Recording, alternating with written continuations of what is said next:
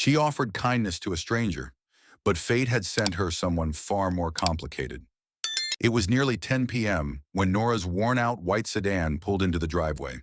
The rain hadn't stopped all day, and the windshield wipers squeaked tiredly across the glass. Nora sighed, her back aching from a double shift at the diner. Her 7-year-old daughter, Lila, had fallen asleep in the back seat, a school book still open on her lap. As Nora stepped out of the car, she noticed someone sitting at the edge of the porch. A teenage boy, no older than 17, soaked to the bone. His hoodie clung to him, heavy with rain, and his backpack lay at his feet. He didn't look dangerous, just lost. Nora hesitated. In a town this small, everyone knew everyone, but she didn't know him. "Are you all right?" she asked cautiously. The boy looked up, startled, then nodded quickly. "Yeah, I'll go. Sorry." He started to stand but swayed slightly, and Nora instinctively stepped forward. "You're freezing," she said. "Do you have somewhere to go?" The boy hesitated. "Just waiting for a friend. He's late, that's all." It didn't take a genius to know he was lying. Nora had worked with enough runaway teens to recognize that look, a mix of pride and quiet desperation. She looked back at her car. Lila was still fast asleep. Then she looked at the boy again. "One night. You can stay on the couch. Tomorrow we figure something out." He blinked. "You don't even know me." "I don't need to," she replied softly. "But I know you shouldn't be out here alone." He followed her inside without a word. The house was small and lived in. Faded curtains, a secondhand couch, and the smell of leftover spaghetti still lingering in the air. Nora gave him a towel and a blanket. "What's your name?" she asked. He hesitated. "Evan." "No last name?" He looked down. "Just Evan." Nora didn't push. She laid Lila in her bed, kissed her forehead, and returned to find Evan sitting quietly, staring at the blank TV screen, the towel draped over his shoulders. "You hungry?" she asked. He shook his head. "I'm fine." That night, while the storm thrashed gently outside, a strange kind of silence settled in the small home. Not the heavy silence of loneliness, but something warmer, unfamiliar. Nora didn't know who Evan really was, but she had a feeling. He wasn't just a runaway, and this night was only the beginning.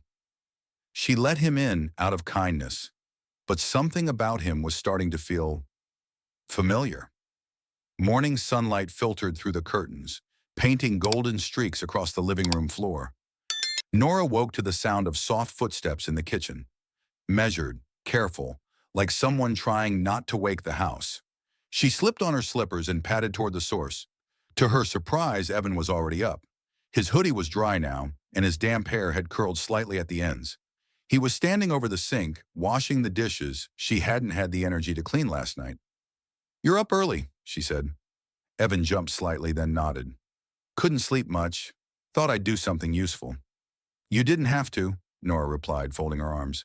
"You're a guest." He dried his hands, shrugged. "Feels better to help."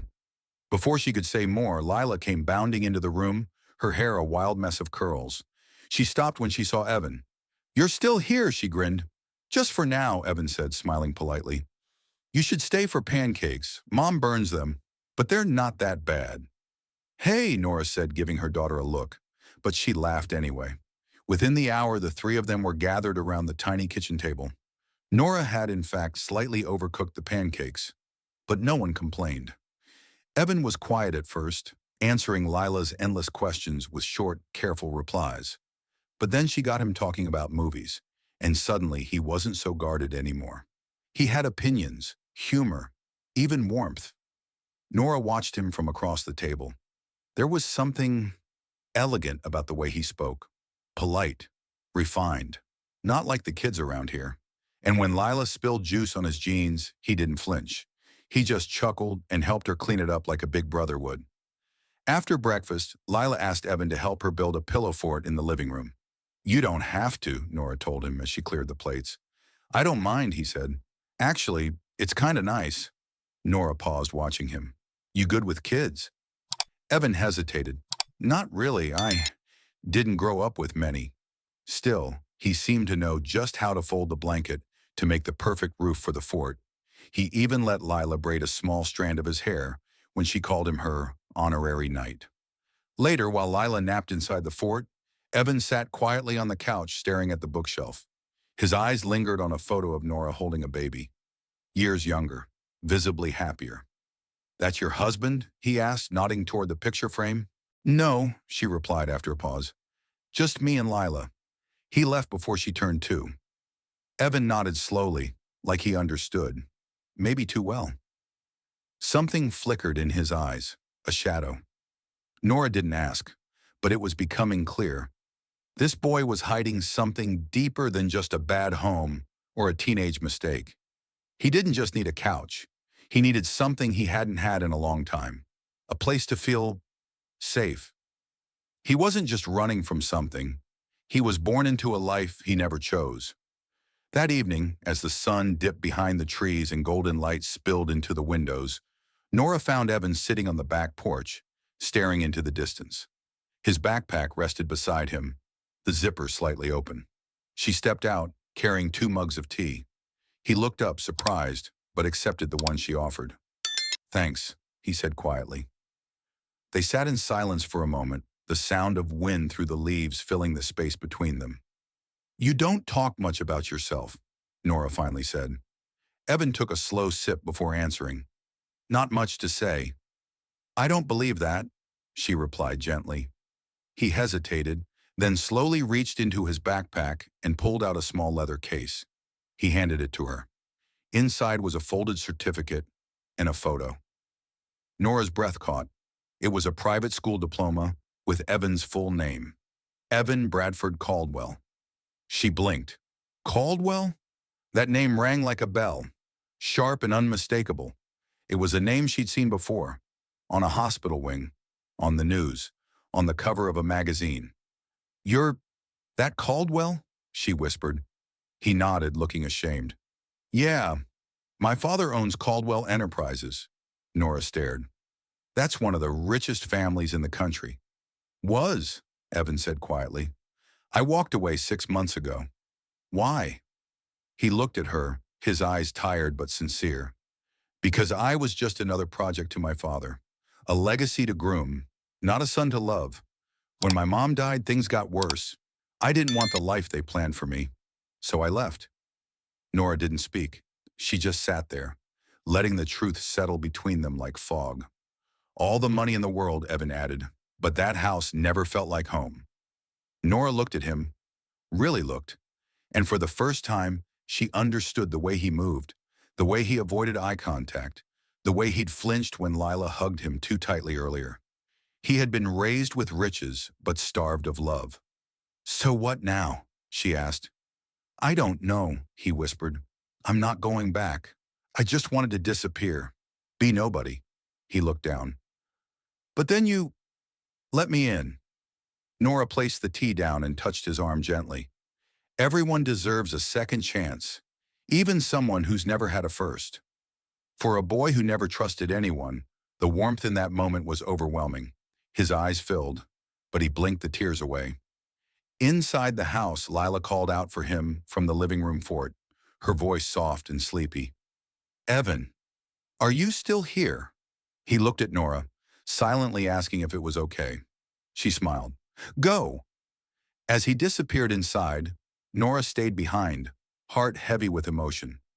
She had invited a stranger in and discovered a wounded soul hiding behind a powerful name. When the truth surfaced, it didn't ask for permission, and suddenly nothing felt safe anymore. The next few days brought a quiet rhythm Nora hadn't realized she'd missed. Shared breakfasts, laughter echoing from blanket forts, and long talks under warm, flickering porch lights. Evan wasn't just surviving anymore. He was living, even smiling. Lila had taken to him completely, insisting he stay long enough to see her perform her magic dance routine, which involved spinning in socks and shouting words that didn't exist. But peace has a way of cracking when the past tries to force its way in. It started with a car. A sleek black SUV rolled slowly past Nora's small house one afternoon. It didn't stop, but it drove by twice. Then again the next morning. Nora noticed. Evan did too.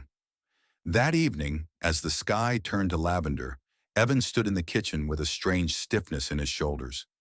"They found me," he said suddenly. Nora turned from washing dishes. "Who?" "My father's people," he said. "Private security. They probably tracked the card I used at the gas station last week." "You said you paid cash." "I did, but I used the card once, for a sandwich. That was all it took." Nora set the sponge down. "What does this mean?" "It means they'll come. They'll try to bring me back. Not because they care, but because my face has value. The press will love the runaway heir story." "You think they'll cause trouble?" Evan shook his head. "Number, they'll just offer money, threaten gently, or worse, paint you as someone who harbored a missing minor. They'll make you the bad guy, so I'll cooperate." Nora felt her stomach twist. "You think I'd care about money?" she asked. "I know you wouldn't. That's what scares them." Later that night, Evan packed his bag without being asked. Nora walked into the living room to find him zipping it up. "What are you doing?" she asked, heart sinking. "Leaving before they get here." "You don't have to." "I do," he said firmly. "You've been kind. I won't let them turn that into a weapon." Just then, Lila appeared in the doorway, holding her favorite stuffed animal. "Are you going away?" she asked, her voice small. Evan looked down, then knelt in front of her. "Just for a little while." Tears welled in her eyes. "But you promised you'd stay for movie night." He hesitated. "I did, didn't I?" Nora knelt beside them both, placing a hand on his shoulder. "You don't have to run, Evan. We fight things here. Together." But Evan's face had changed. His eyes were different now. Not the soft boy who had laughed with a child, but the guarded young man who had grown up in a world of lawyers and lies. "I've lived in cages before," he said quietly. "I won't let them build another one around you." He stood, slung the backpack over his shoulder, and opened the door. Rain had started again, light at first, like a whisper. "You let me in," he said, pausing. "Thank you for that." And with that, he disappeared into the night. The house felt emptier, but the questions grew louder. Had she made a mistake letting him go? Nora sat on the edge of the couch, staring at the door long after Evan had vanished into the rain. His absence left behind an echo, a strange, aching silence that clung to the air like a fog. Lila had fallen asleep on the rug inside the collapsed pillow fort, clutching her stuffed giraffe. Nora gently covered her with a blanket and turned off the TV, her heart heavy. The night dragged on in fragments. She poured tea and forgot to drink it. She folded laundry and couldn't remember where she placed the clean socks. And when she finally lay down, her mind wouldn't let her rest. What if he had nowhere else to go? What if they found him anyway? And he didn't have anyone to protect him this time. She kept replaying the look on his face, that mix of guilt and defiance, as if he truly believed he was doing the right thing by walking away. As if saving them from his mess was the only way to matter. And still, a part of her felt it, the sting of loss. Evan had slipped into their lives like a quiet melody. Now he was gone, and everything felt off-key. By morning, Nora found herself watching the driveway, half hoping to see his soaked hoodie reappear under the gray clouds. It didn't. Instead, a white envelope had been slid under the front door. Her heart lurched as she picked it up and opened it. Inside was a single handwritten note. "Nora, if I meant anything at all, don't come looking for me. They'll expect that. Please take care of Lila. Tell her she was the first person who made me laugh in months. And you, thank you for reminding me what a home feels like. Evan." She sat down on the steps, clutching the note like it could answer all the things left unsaid. Had she done the right thing by letting him in? Or had she been foolish to care for a stranger whose name came with baggage and danger? She wasn't sure anymore. Even Lila noticed something had changed. She kept asking when Evan was coming back. And Nora didn't have the heart to lie. But something inside her, something deeper than fear or doubt, whispered that this wasn't over. That somehow Evan's story wasn't finished with him yet. Just when she thought he was lost to the world, a quiet sign reminded her that some connections don't break, even in silence. 3 days passed. The clouds cleared, but Nora's heart didn't. She went through the motions. School drop-offs, supermarket lines, folding laundry with the TV humming in the background. But everything felt heavier, emptier. Lila stopped asking about Evan after the second night. That silence stung even more. Nora had nearly convinced herself to let it go, to believe he was safe and that his world, the world of bodyguards, black SUVs, and high-rise apartments, had swallowed him back up until the knock. It was faint. Two soft raps at the front door. Her heart froze. She wasn't expecting anyone. She opened it slowly, but no one was there. Just a small cardboard box on the doorstep, wrapped tightly with twine. No name, no return address. She brought it inside and opened it on the kitchen table, her fingers trembling. Inside were three things. 1. A folded piece of notebook paper. 2. A tiny green army man toy, clearly well-loved, its paint chipped and plastic worn. 3. A burner phone. The note read, "I'm okay. For now. Still figuring things out. But I thought Lila might like this. He's the bravest soldier I ever had. He lost a leg in a laundry battle when I was 6. Nora laughed softly, tears pooling in her eyes. The handwriting was unmistakable. The phone buzzed once. A single message lit up the screen. "Still thinking about pancakes." Nora stared at the words, her lips trembling. It wasn't much, but it was something. It meant he was alive. It meant he hadn't forgotten. She walked into Lila's room, knelt beside her bed, and placed the toy soldier gently on her pillow. Lila blinked awake. "What's that?" Nora smiled. "A gift, from someone brave." The child hugged the toy instantly, no questions asked, like she'd been waiting for a sign all along. That night, Nora stood outside under the stars with the burner phone in her hand. She typed a short message. "You still have a home here, no matter what name you carry." No reply came, but she didn't need one yet. Hope, like light, didn't always come in grand gestures. Sometimes it arrived in a cardboard box on your doorstep. Sometimes it was enough just to know someone was still out there, trying to come back. Some promises are born not in words but in actions. Quiet moments where two hearts agree to keep fighting, no matter what. The days turned gentle again. Not the same. Not like when Evan had filled the house with quiet jokes and the scent of maple syrup on Saturday mornings, but better than before. Hope had stitched itself into Nora's mornings like sunlight through curtains. She didn't know when or if he'd come back, but she believed now. He wanted to. That meant something. Then one evening, while Nora was closing up the bakery cafe she worked part-time at, a shadow crossed the window. She looked up, heart quickening. There he was, soaked again. Hoodie pulled up, standing just outside with the same unsure look in his eyes, like the first time they met. But this time, Nora didn't hesitate. She walked out the door and straight into the rain. They stood there inches apart, staring at each other with everything unsaid crackling between them. "I didn't think you'd come back," she whispered. "I didn't think I deserved to," Evan replied. "You still don't know how wrong you are." He let out a shaky breath. "They tried. My father sent people. Lawyers, checks. I didn't cash a single one. But they stopped when they realized I wasn't coming back. Unless I wanted to." Nora nodded slowly. "Do you?" Evan's voice trembled. "Not to them, but to here? To you and Lila?"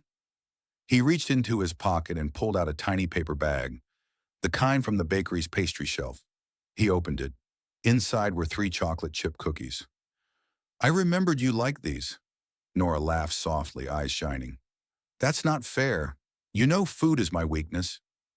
Evan stepped closer, the space between them narrowing like a breath being drawn. "I don't know what happens next," he said. "I don't have a plan.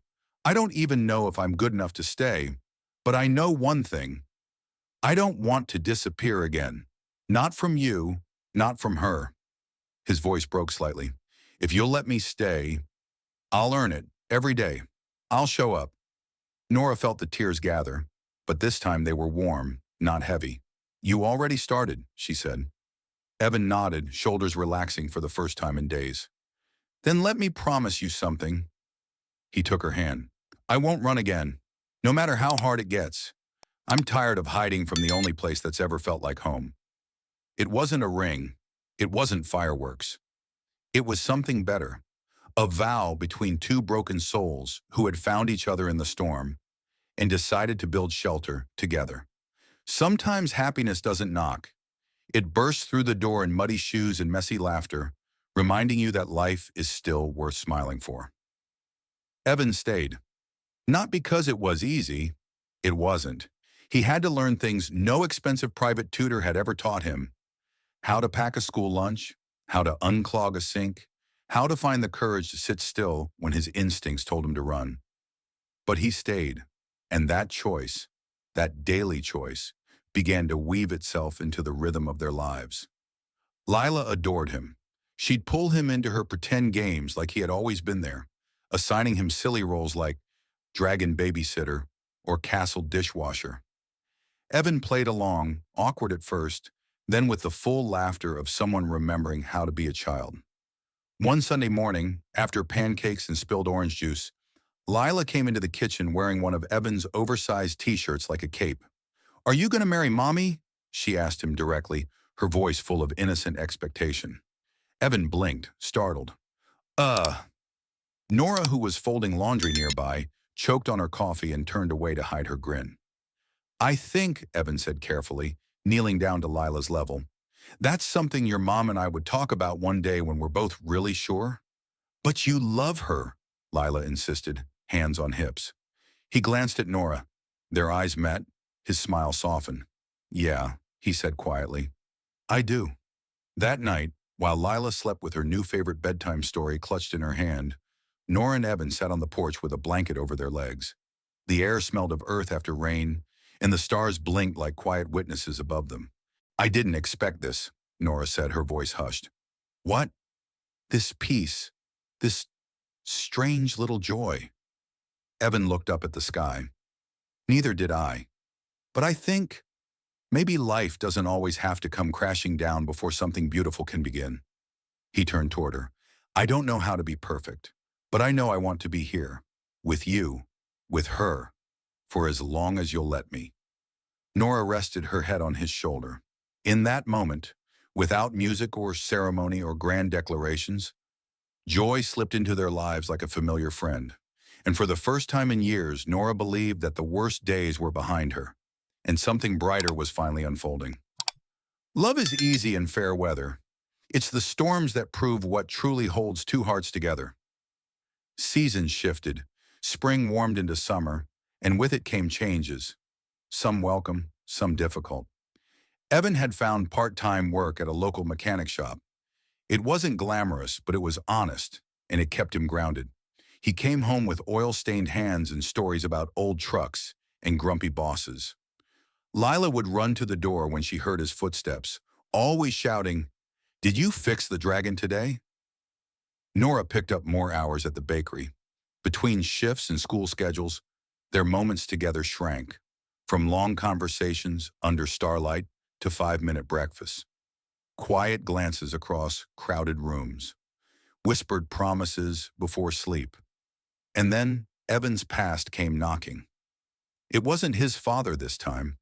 It was a news article, a minor scandal about the runaway heir who was now living anonymously in a small town. A blurry photo, just enough for people to start asking questions. One customer at the bakery stared too long. A co-worker at the garage joked about Evan being too pretty for just changing oil. Rumors began to stir.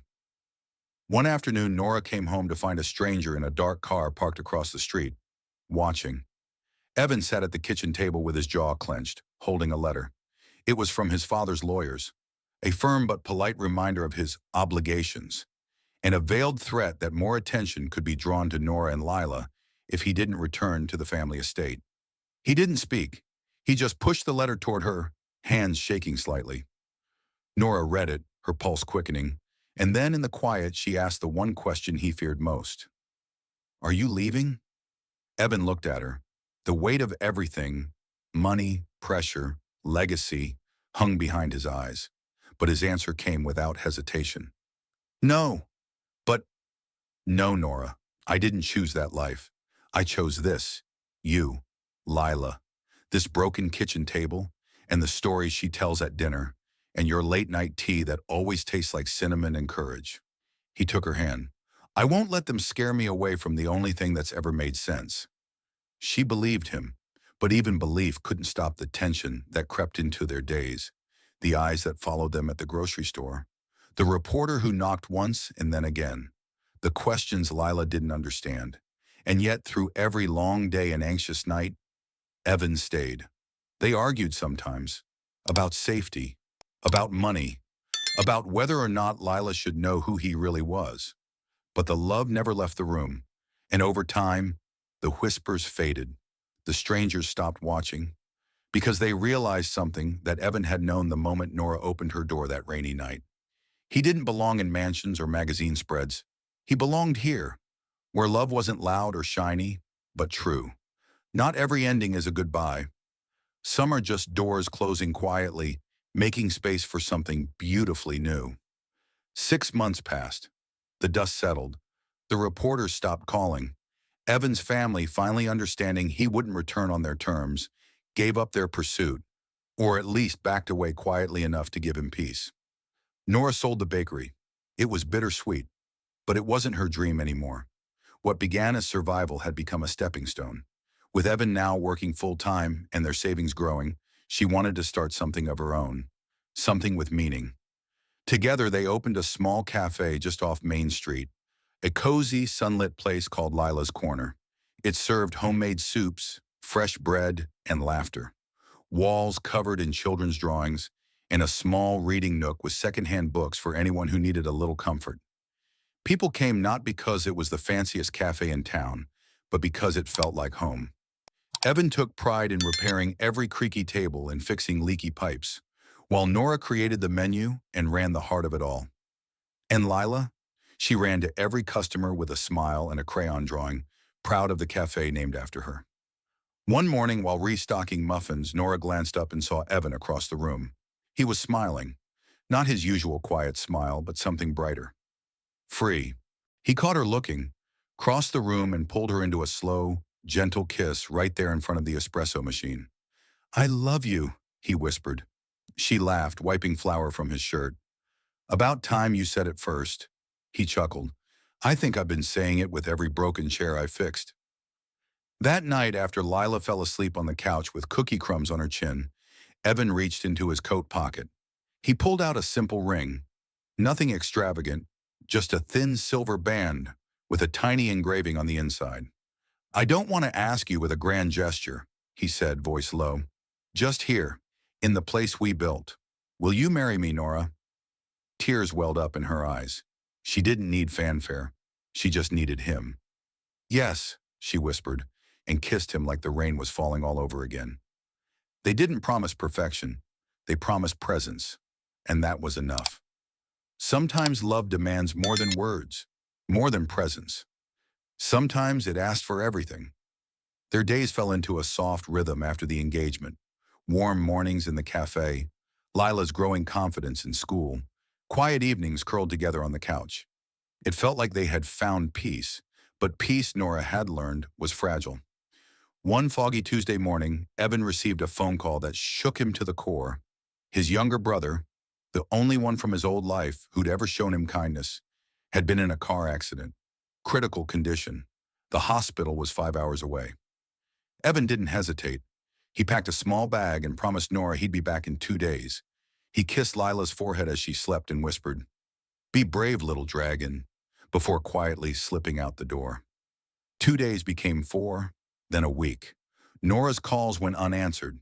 Her texts read, "Delivered, but never read."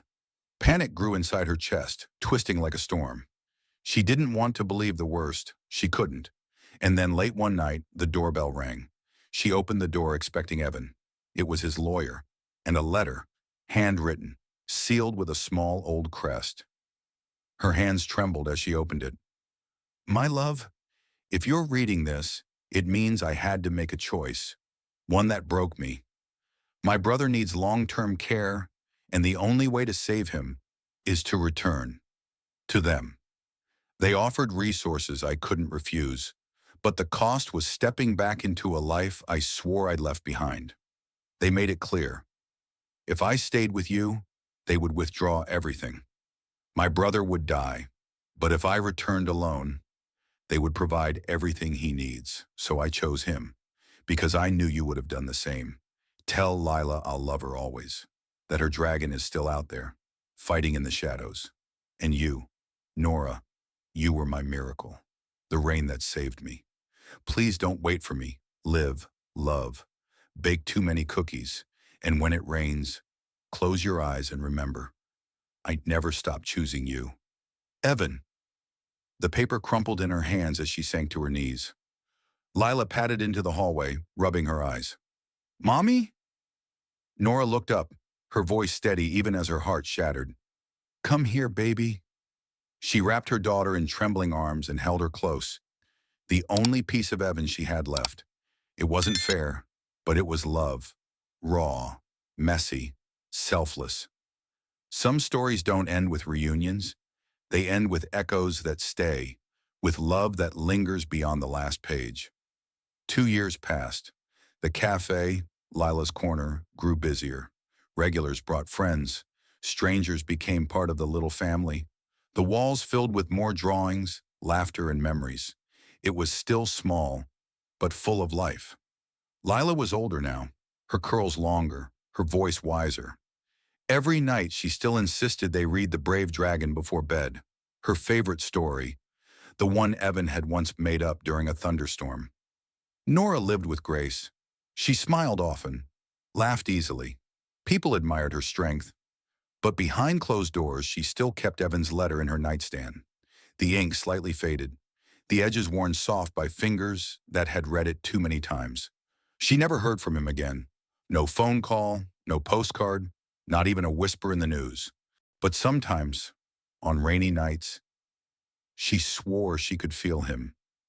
The knock on the door, the warmth of his coat, the way his eyes had looked the moment he chose her. She never remarried, not out of mourning, but because her heart had been so completely filled once that nothing else felt necessary. Then one autumn afternoon, just before closing, a stranger walked into the cafe. Older, quiet. He ordered black coffee and sat near the window. Nora watched him from behind the counter. Something about him felt familiar, but she couldn't place it. Before leaving, he approached the tip jar and dropped in a folded piece of paper. Nora waited until the door closed and the bell above it stopped ringing. She opened it slowly. It wasn't signed, just 7 simple words. He's safe. He asks if you're happy. Tears spilled down her cheeks. She whispered, Yes, I am. That night she sat with Lila under the stars, their blanket tucked tight around them, mugs of cocoa in hand. Tell me about him again, Lila said. The dragon. Nora smiled. Well, he was brave and kind, and when the storm came, he didn't run away. And he loved the girl. Very much, she said softly, even when he couldn't stay. And in the silence that followed, as the breeze brushed through the trees and stars blinked gently overhead, Nora felt something settle in her chest. Not pain, not longing, but peace. A quiet harmony, the final note of a love that had changed everything and stayed in its own silent, eternal way.